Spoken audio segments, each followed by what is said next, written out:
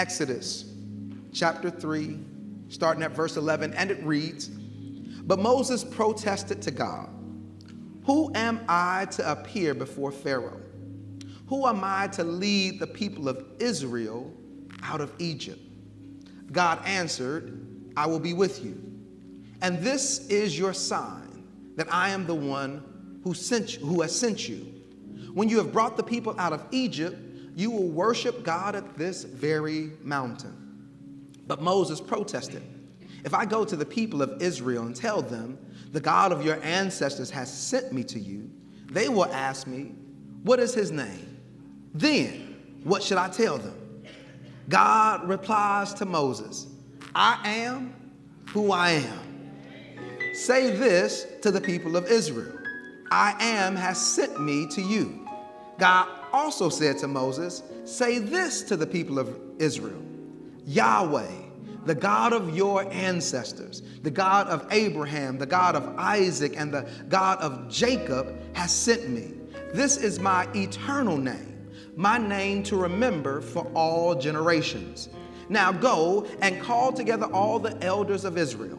Tell them, Yahweh, the God of your ancestors, the God of Abraham, Isaac, and Jacob has appeared to me. He told me, I have been watching closely, and I see how the Egyptians are treating you. I have promised to rescue you from your oppression in Egypt. I will lead you to a land flowing with milk and honey, the land where the Canaanites, Hittites, Amorites, Perizzites, Hivites, and Jebusites now live. The elders of Israel will accept your message. Then you and the elders must go to the king of Egypt and tell him, the Lord, the God of the Hebrews, has met with us. So please let us take a 3-day journey into the wilderness to offer sacrifices to the Lord our God. But the king of Egypt will not let you go unless a mighty hand forces him. So I will raise my hand and strike the Egyptians, performing all kinds of miracles among them. Then, at last, he will let you go." As you're preparing to take your seats, help me introduce the title for today's message. Everyone say, hide and seek. You may take your seats. Hide and seek. Many of you probably remember this game from your youth entitled Hide and Seek. One of the things I did not know is that the history of hide and seek goes on for thousands and thousands of years. Almost as early as the 2nd century is some of the first places that we have documented this game that we now call hide and seek.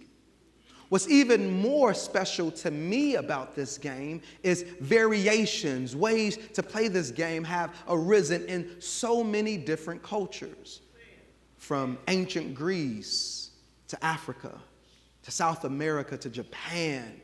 All over the world, all of these different variations have come for a very similar game. And researchers have looked into it, recognizing that there are some very intentional developmental things, maybe some of the reasons why it shows up in so many different cultures, that makes this game so important. That from a young age, it starts teaching children spatial recognition, how to negotiate where things are. It teaches regulation, that you have to be still and quiet so that you're not found.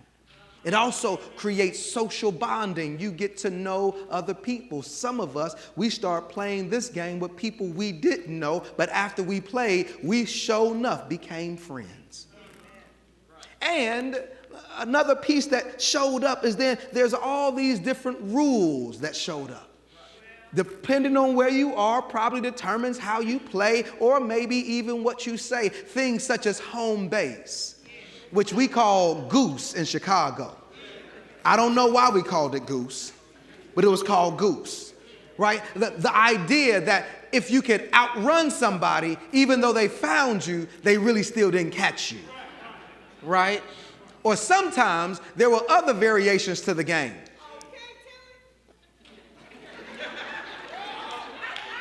It was hide and go seek, and then it was hide and go See, I had a different childhood. I had a different childhood than some of y'all, I can see. But as much as this game brings me so much joy to think about, I'm actually not preaching about this game at all.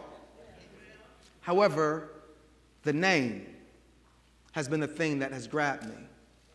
Hide and seek. In fact, I believe this describes two of the most dominant responses to the summons and the call to leadership that we have: hiding and seeking. In fact, professor and researcher Brené Brown says that many people, when confronted with these ideas, instead of living into courage, they incorrectly gird themselves with armor. Those who are fearful use the armor of shrinking and hiding when they should be courageous. And others, this idea of arrogance pushes them into inflating, believing that they are more than they really are, and they often seek after that which they should not have. There's a hiding and seeking.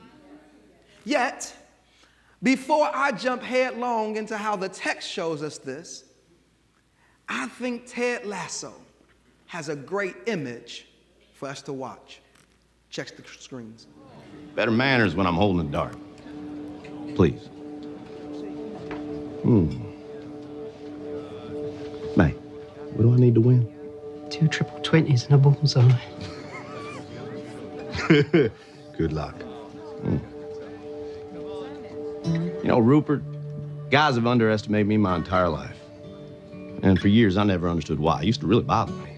But then one day, I was driving my little boy to school, and I saw this quote by Walt Whitman. It was painted on the wall there. It said, "Be curious, not judgmental." I like that.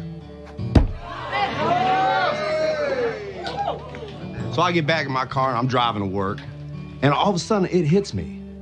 All them fellas that used to belittle me, not a single one of them were curious. You know, they thought they had everything all figured out, and so they judged everything, and they judged everyone. And I realized that they're underestimating me. Who I was had nothing to do with it. Because if they were curious, they would ask questions. You know? Questions like, have you played a lot of darts, Ted?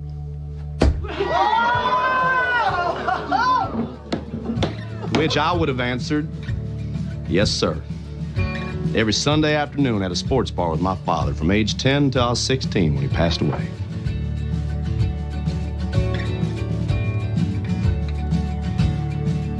Barbecue sauce.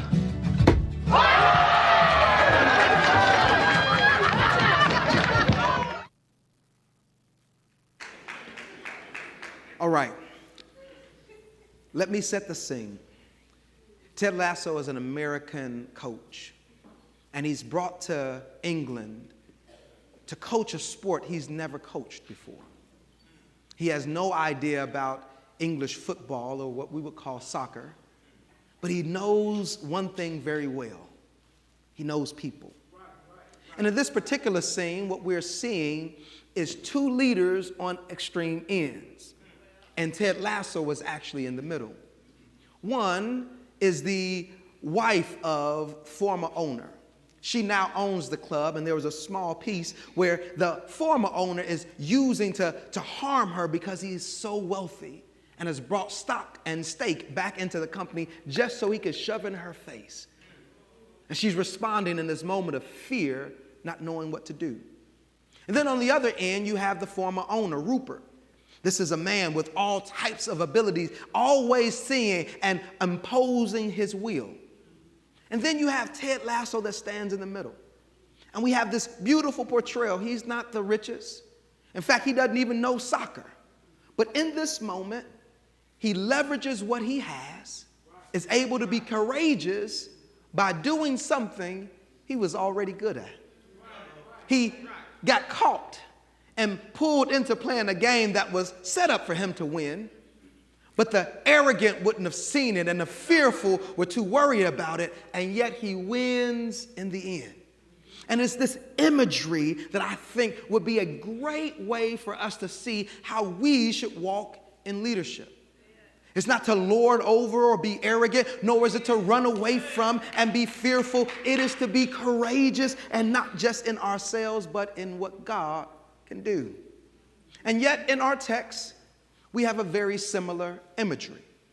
In our text, Exodus chapter 3, we have this amazing story about God calling to Moses. Dr. Kenya did a great job of setting the scene, painting the beautiful intricacies of a bush set ablaze yet not burning, this attracting the attention that God uses it to draw Moses closer. And as he steps closer, then God begins to communicate. God begins to tell Moses to do some things. And in the middle of this, in our text today, we hear how Moses responds to the call. In fact, we hear Moses hiding. And I think Moses may be formulaic for many of us. Sometimes the reason why we don't want to hear things such as God coming or calling or summoning us is because we too have a fear response. Surely, God, you're not talking to me. Surely, God, you can see everybody else. In this text, Moses first opens up, and instead of him truly just being humble, many ways, I think Moses is being fearful. Who am I to go talk to Pharaoh? Who am I to go lead these people? I know what I ran from 40 years ago. I know the challenges that are in front of me. I know all of the issues. God, I'm not able. I've never led people before. I've led sheep up mountains day after day. I know sheep real well. But people, see, these people, they different.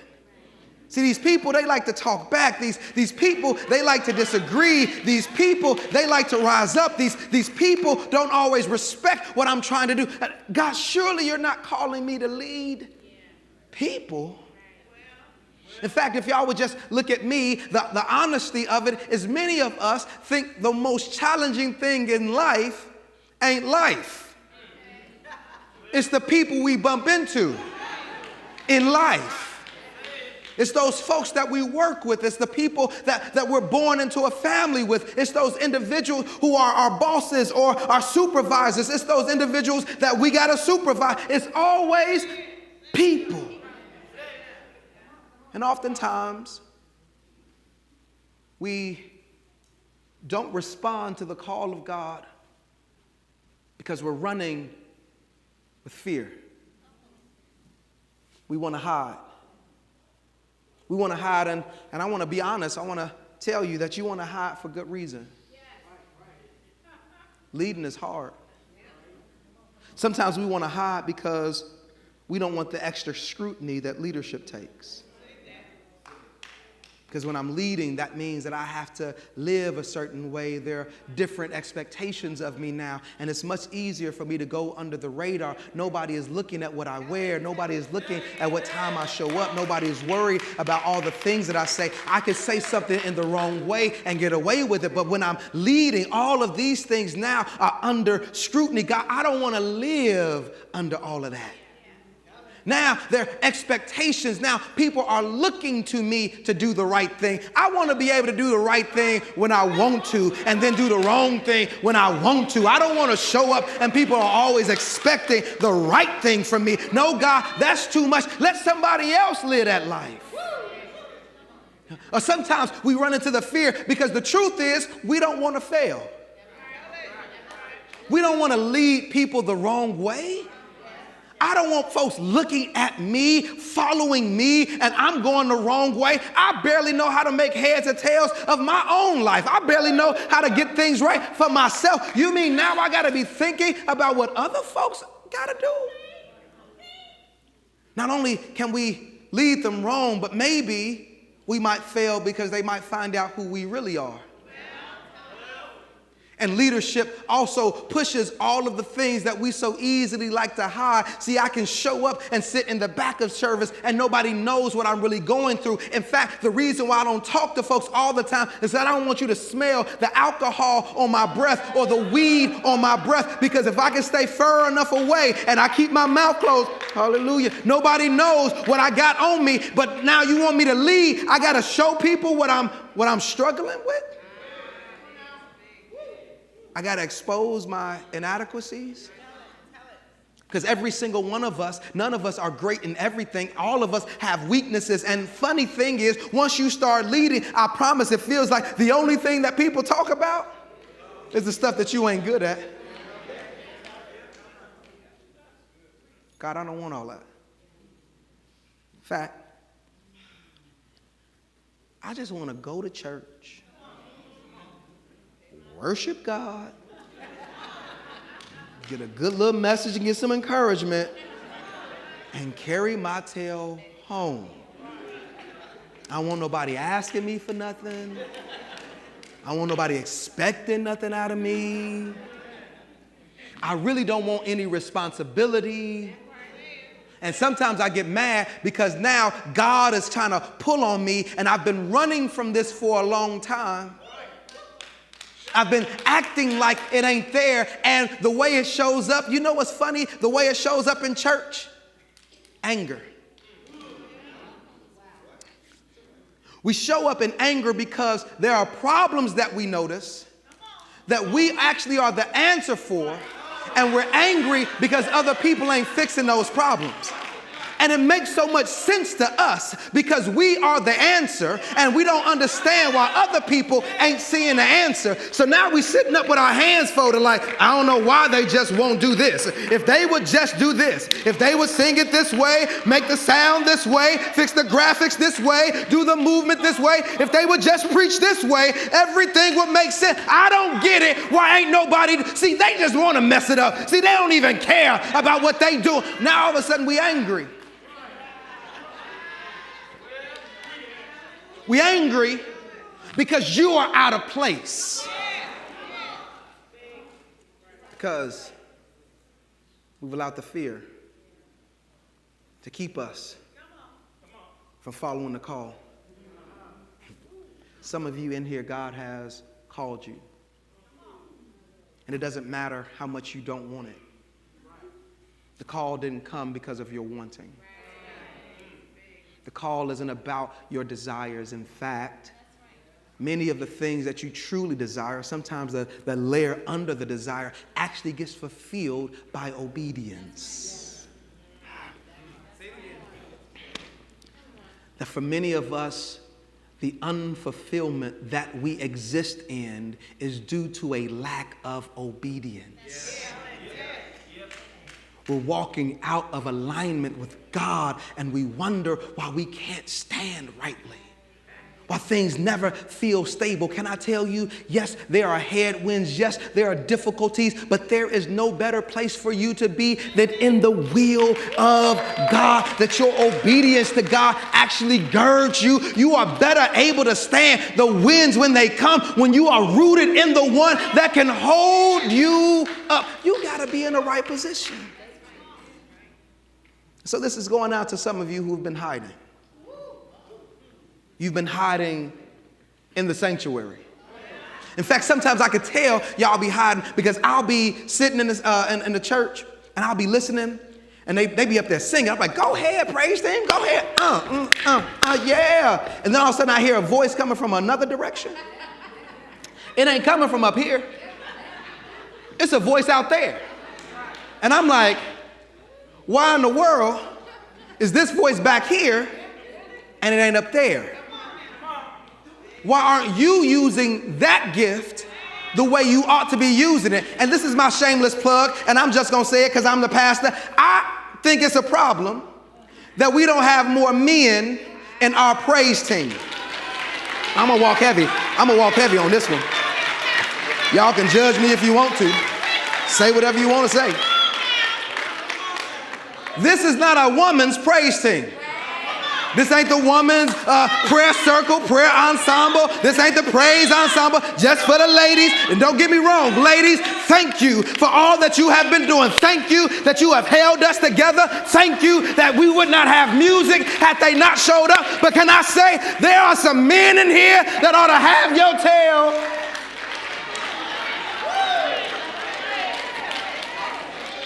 There's a call. There's a call. Now watch this. The call don't mean you get to do it your way. You don't get to show up and say, well, the Lord then finally called me. Give me the solo. Whoa, whoa, whoa now. Hey, pump your brakes, bro. Now we need you to show up and be committed. We need to be able to rely on you. You need to be there regularly so that you can get and do what God has for you. There's a call. Some of you, there's a call for you. Some of you are amazing organizers. You just do it. It is innate for you. You process and program all things all the time. And then you'll see something and you'll just sit there like, Then you'll lean over to somebody and be like, if I was doing this, if I had planned this, all they gotta do is. But then you never lift your hand, never volunteer, never show up. And then the church is less than what it could be because you are not rightly positioned where you ought to be. I'll say this last one and then I'm gonna move heavy. There's no reason why the only person that takes pictures of our worship service is Joe Rigito. Don't get me wrong, Joe is phenomenal. Joe is amazing. We would not have a social presence had Joe not been taken. I love the way your mama just said, yes, he is. That's my baby. Yes, Joe. I see you, brother. He's absolutely amazing. He's just not the only one. Today, and Mike, you know I love you. I'm not trying to put you on the spot, but today our sound was a little off. And not bad. That just means we couldn't hear it the way it was supposed to drive. You know, this is an African-American church by history, which means that we feel music and we don't just hear music. And there's some of you audio individuals out there that could rightly know what to do and how to show up and be there, but we are not following the call. Some of us, we've been running and we're hiding. Hiding because we don't want the pressures that come. Then there's a whole nother subset of people. When the call for leadership comes, we're not hiders. We don't shirk. In fact, we seek out opportunities. We seek out opportunities that we can't even fulfill. We don't have any skill set in. We got some ideas, but no skill set. In fact, watch this. We walk in the arrogance of our ability to show up to all of the things that all of a sudden we can always do. I can always lead. I can always make this happen, because the truth of it is it's all really about me. And we want to show up for leadership, not for the betterment of the church, not to pour into other people, not to make sure that the kingdom of God is advanced. We want to show up because we want people looking at us. We want the hand claps for us. We want everybody to know our name. We want to stand in positions of power and authority and tell other folks what to do. Well, you know, you need to. Wait a minute. Hold up. Wait a minute. Some of us, we drive from a very different spot. It's not hiding, but we drive on the very arrogance of our abilities. We show up and we believe that we can and should do everything. These are those that always show up. Sometimes we can see them like this. Just keep looking at me. I'm not talking about any individual, but if you fit the typology, just let the Lord speak to you.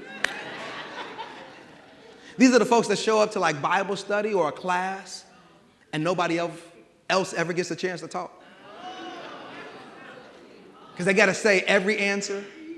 Because they got to make sure that you know that they know every answer. And these will be the same ones that'll try to correct your answers as if they are the answer, they are the measure, they got it all together. There are no other possibilities except what that is that they understand. These are those that like to show up. These are the brand new members that come to the ministry. Now, I'm inviting new leaders, but there's a way to show up. That means the first time that you go to your ushers meeting, you might not want to walk into the ushers and tell all the ushers the way that they need to start ushering. See, I've been watching y'all for a while, and I notice every single time that pastor get up, y'all don't close them doors fast enough. See, he done stood up. He been up there for 5 minutes. And where y'all white gloves at? How come? I'm sorry. That was me. I'm sorry. That was me. I told the ushers not to wear white gloves. That's all pastor. That's why they don't wear white gloves, because of me. Just judge me. Right? Everybody got something to say. Right? Because they know better. Oftentimes, these are also the people that don't follow through on leadership. They overpromise. They always say, and then when it's time to actually fulfill, they don't get it done. They let things flounder. Reports aren't done. And they always blame everybody else and can never see anything happening here. We have those that hide, but then we have those that seek. And I am here to say both are wrong. In fact, in our text, we have this beautiful image of Moses, and he's hiding. And then by the end of the text, we have an arrogant leader in Pharaoh, and he's seeking to hold, seeking not to hear. In fact, doesn't even care what God may be saying, because it ain't about what God is saying. It's about what that leader wants. And I want to push us in a different direction. I want to challenge us to see that there are other possibilities. In fact, we've seen these two responses to leadership, both extremes and both wrong. Both highlight a form, watch this, of faithlessness. The one hiding doesn't believe that God could be there, and the one seeking moves God out of the way and tries to do it in their own ability, placing the center of dependence on the person called and not the one doing the calling. And yet, the grace of God meets us in the text. God hears Moses' protest and graciously encourages Moses with this idea: presence. God says, I will be with you.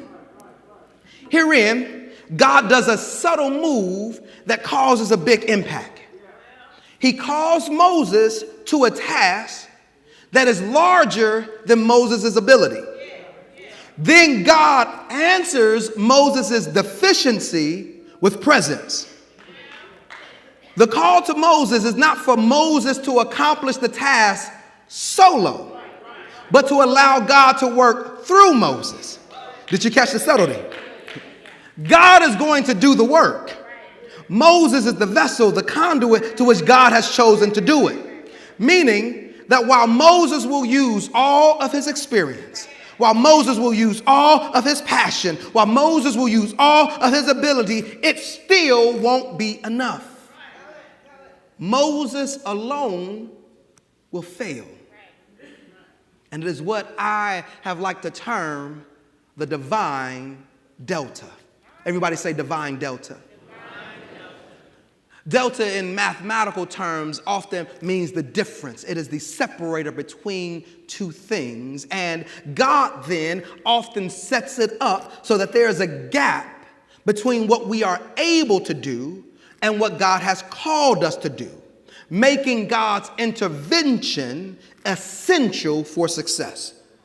The divine delta associated with our summons into leadership is necessary and intentional. It demands our dependence on God. I don't think you heard me. God is always calling us to things that we can't do by ourselves. God is always pushing us into locations that highlight our insufficiencies. Because as Paul so aptly said in Romans, that it is in our weakness that God's strength is made perfect. Somebody say divine delta. But not only this, the divine delta also demands our dependence on the divine and creates the opportunity for deeper knowing. All right, let me say this like a PhD student. The divine delta creates the phenomenological epistemology. All that to say is it creates an experiential avenue to knowledge, and specifically knowledge about God. Yet again, our text does a beautiful thing we shouldn't gloss over, a subtle statement with an immense impact. God says, this is your sign that I'm sending you. Said another way, this is how you will know that I'm telling you to do something. After you have brought the people out, you will worship on this mountain. In the eloquent words of Dr. Kenya, hold on, big dog.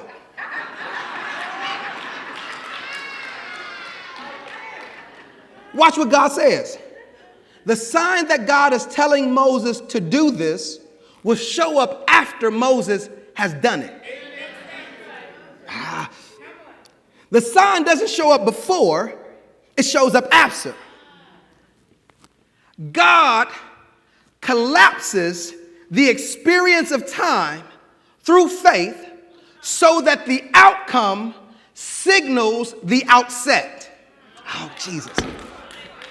God flips the way that our experience runs, allowing that not only latter things, but earlier things can affect our right now. Pastor, say that in a different way. I'll be glad to. We often say that your past can affect your present, but it is your present that will affect your future. What God is saying, what if your future affects your present? What if both are now resources available to your right now that can make the difference in what you do right now?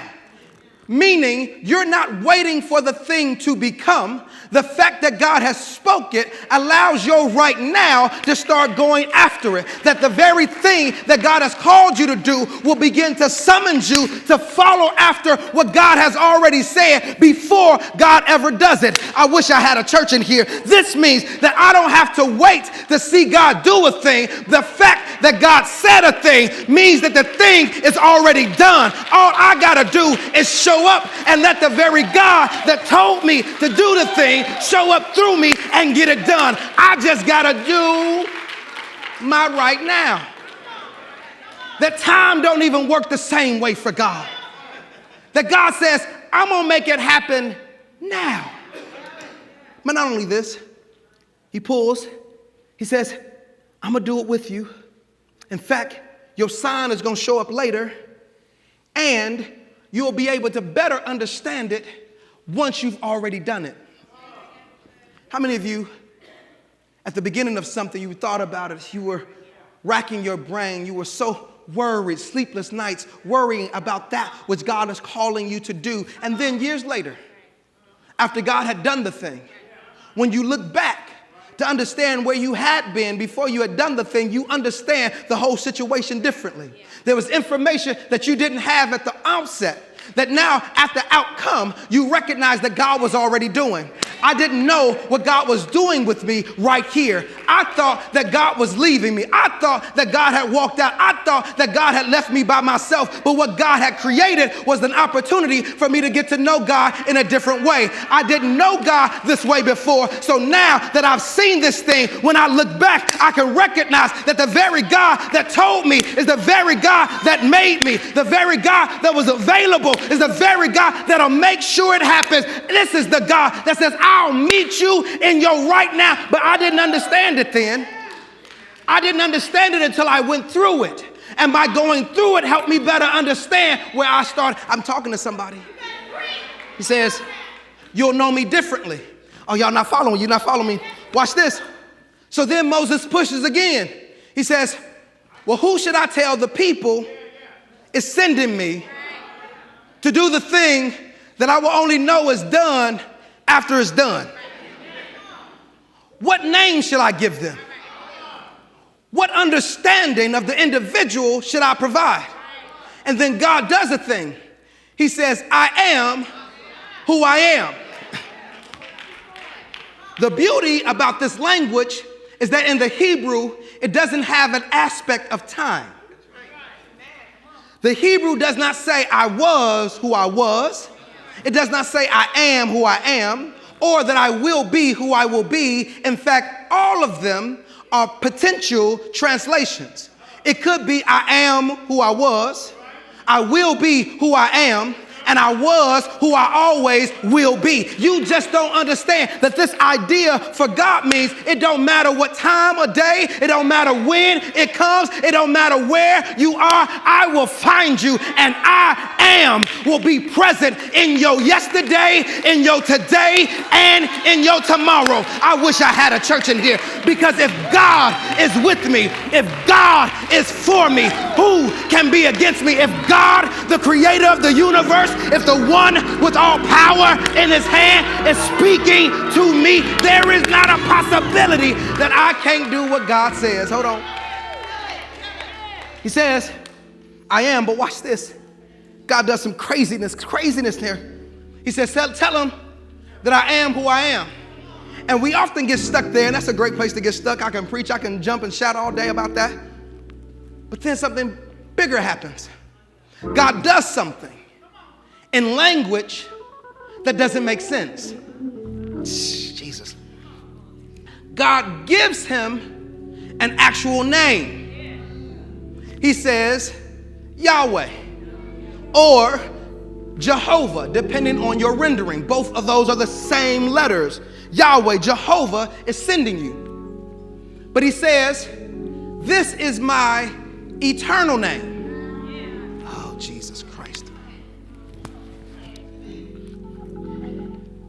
God recognizes that there's a challenge with us understanding God because of the limits of our language.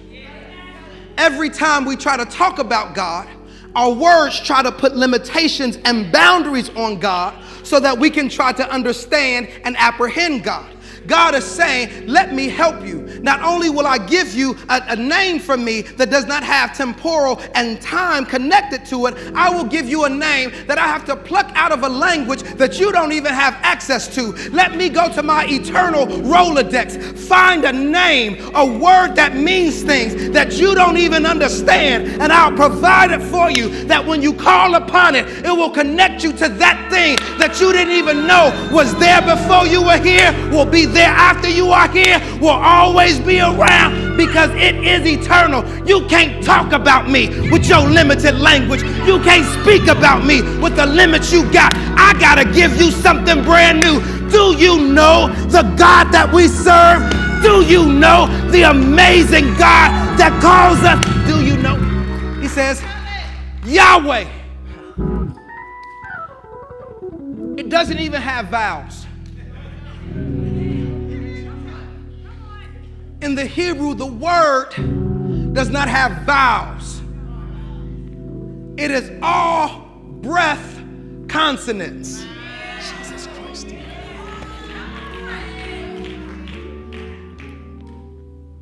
Almost suggesting you can't even speak it. You can only breathe it. Jesus. Or as I would like to say, every time you breathe, you may be saying it. That you serve a God that has inscribed his name into your very breath. That every single time you take one, you are calling upon the name of the Lord. This is the reason why when you get under stress, they tell you to calm down. Take a breath. You don't even know it. Every single time you got to settle yourself and you breathe in. You calling on the divine, that thing that exists in eternity, that thing that's bigger than you, that thing that got more power than you, that entity that can do all things, that there is not a thing our God can't do. There is not a problem our God can't solve. All you got to do is breathe. Breathe. By the Spirit of God, it's considered breath. Ruach. In Hebrew, spirit, breath. The New Testament, pneuma, spirit, breath. That God has inscribed God's very name in the very functionality of our life. That we can't live without breath. Like we can't live without God. He says, the answer to your leadership missteps, it's not fear, it's not arrogance, it's for you to depend solely on the divine, because it makes you recognize that that's what you've been doing all along. Watch it, watch it, watch it. I promise I'm done. I promise I'm done. This is why the sign is not just that the thing will be done. Did you hear the text?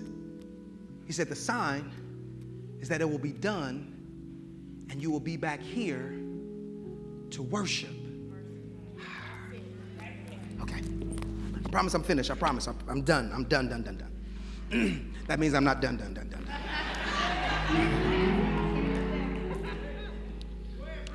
Worship at its very core is a reminder of who God is.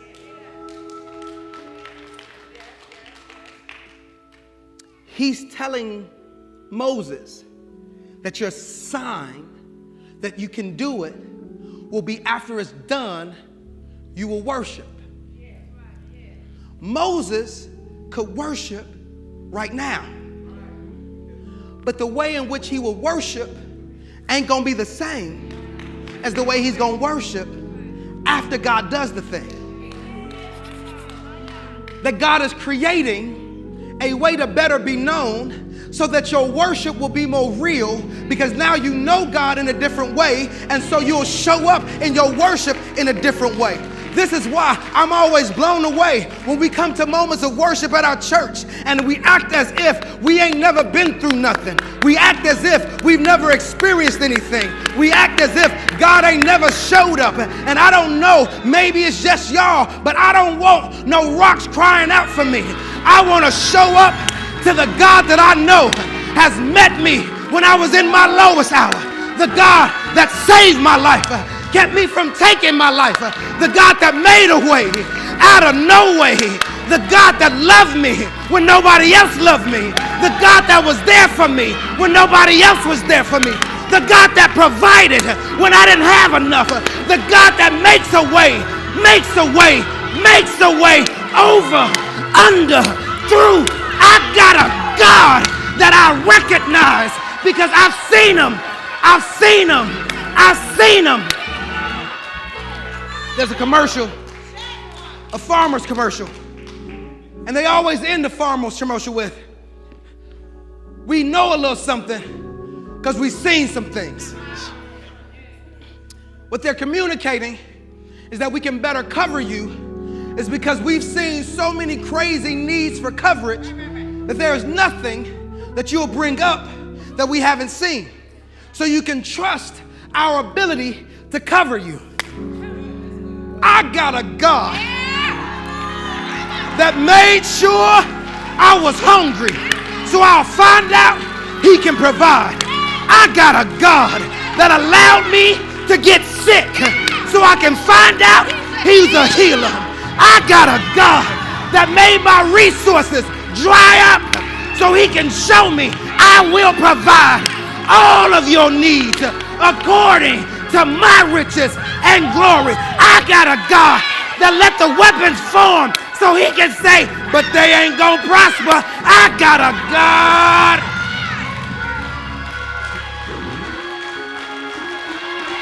I got a God. I got a God.